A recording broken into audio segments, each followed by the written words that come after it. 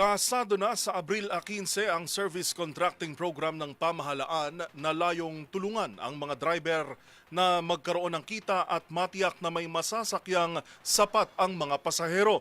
Babayaran ng pamahalaan ang 30 hanggang 100 piso ang kada kilometro ng PUV na ayon sa Department of Transportation ay tatagal pa lamang hanggang 2 linggo. Ang mga detalye tinutukan ni Dustin Bayog. Aarangkada na sa darating na April 15 ang Service Contracting Program ng Department of Transportation o DOTR para sa buong bansa upang matiyak ang tuloy-tuloy na biyahe ng mga pampaserong sasakyan sa kalsada. Ito ay sa gitna pa rin ng hindi mapigil ang pagtaas ng presyo ng langis at pagminor ng maraming jeepney drivers sa kanilang pagbiyahe. Sa ilalim ng programa, babayaran kada kilometro ang mga driver at operator na may 100 km limitation gamit ang GPS. Ayon kay DOTR Secretary Giovanni Lopez, ito ay upang mas mapabilis ang pagbayad sa mga driver na target ibigay sa loob ng 3 hanggang 5 araw at maiwasan ang korupsyon. Pero problema ito sa mga unit, lalo na sa mga tradisyonal na jeep na hindi pa gumagamit ng GPS at kailangan pa umupa kada buwan sa halagang 500 piso.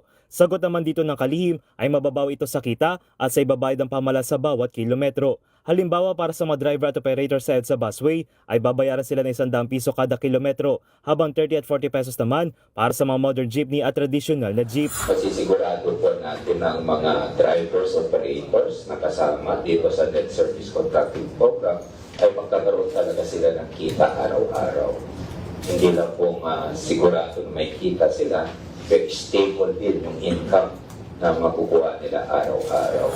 1 bilyong pisong pondo ang ilalaan dito ng DOTR, kusang 200 milyong piso rito ay totoo naman sa maritime transport. Sa bahagi ng mga commuter, magpapatupad ang DOTR ng 20% na diskwento sa mga sasakyang kabilang sa programa. Iba pa ito para sa mga existing discount para sa mga senior citizen, estudyante at PWD. Sa kabuuan ayon kay Secretary Lopez, abot sa higit 1,000 operator, mahigit 50,000 PUV units at 15 milyong pasahero kada araw ang matutulungan ng programa. Sakop nito ang 823 na ruta sa buong bansa, kusang 545 rito ay sa Metro Manila, kabilang ang Cavite, Laguna at Rizal. Pero ayon na rin sa DOTR, hanggang 2 linggo pa lamang itatagal ng pondo. Ina po tayo ng karagdagang pondo po sa Pangulo, sa DTM, sa economic managers natin at ako naman po ay kampante na ibibigyan ng karagdagang pondo kasi kailangan po talaga natin itong ganitong programa. Hirap din dito may isama iba pang PUV gaya ng mga taxi at motor taxi na walang sinusundang ruta. Samantala ngayong araw naman magsisimula ang onboarding o pag-apply ng mga operator na nais mapabilang sa programa gamit ang online application.